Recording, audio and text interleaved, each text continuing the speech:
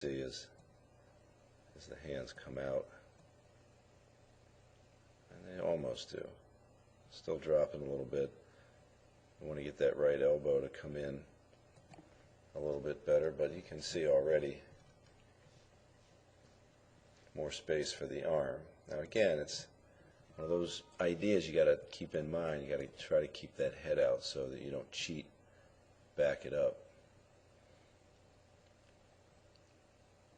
Now, as you watch the downswing here, you can see it just wants to tip back a little bit, and then at the end it's hard to maintain that pushback just because physically it's pretty stressful. If you watch the backswing, when you gain that depth and you lower, it just looks much more coiled up.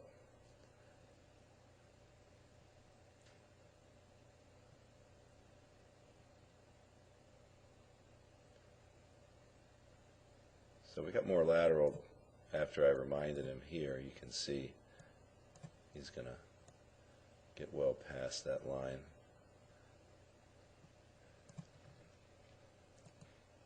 So let's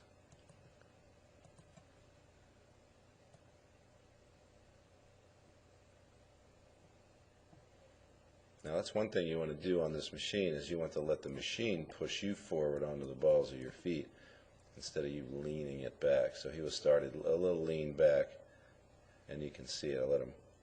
I encouraged him to have the machine push him forward a little bit. Now, I'm going to try to get that thing back and keep it back.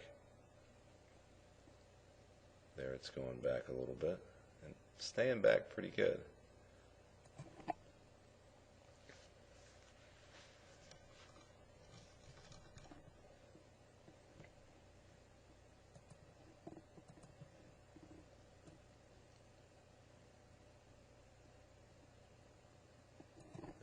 Same one.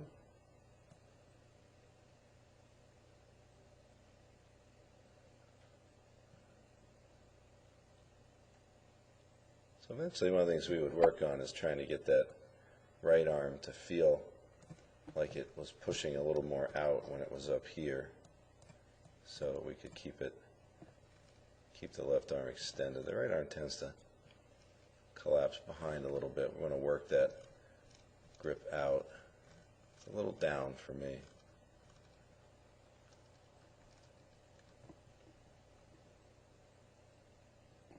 Now when we put a ball in front of it,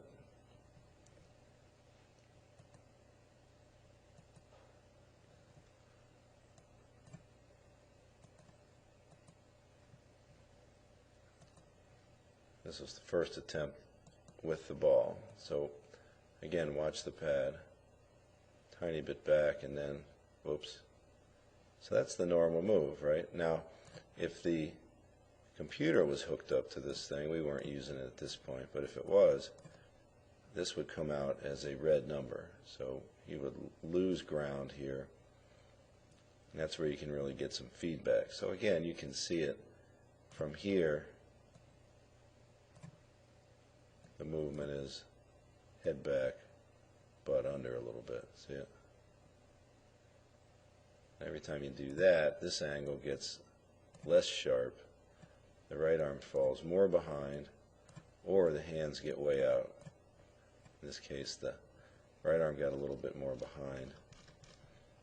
But if you watch this one, he's going to hit this ball and really concentrate. See, once you see yourself do this stuff,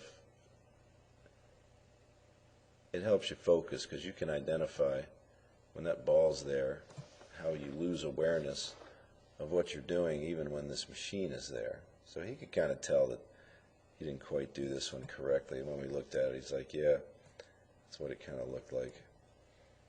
So here I finally get the I finally noticed that the camera was tilted, so you can see this one looks a little bit more level.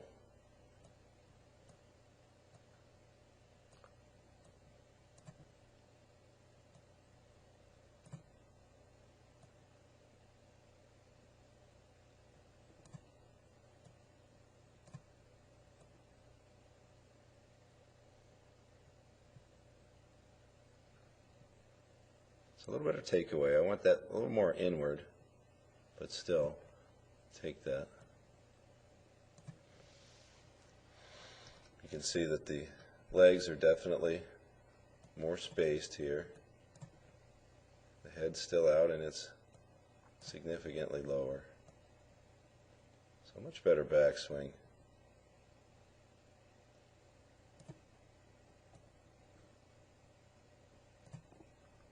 Grip still dropping too much. But again, with the attempt to keep that bar back,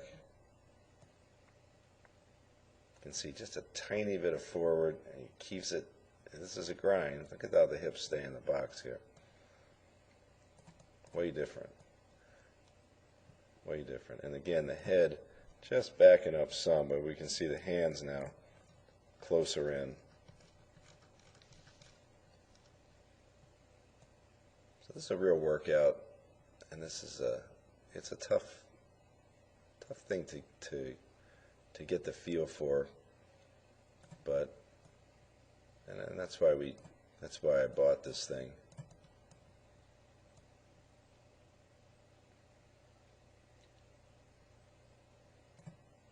So there you go. Gives you a lot of feedback, and when I'm in there pushing on him, pulling on him, he's getting more feedback that way. So the exaggeration is the key here to create the depth, keep the head out, and then create more depth, get the arm in front of you, snap those hips open.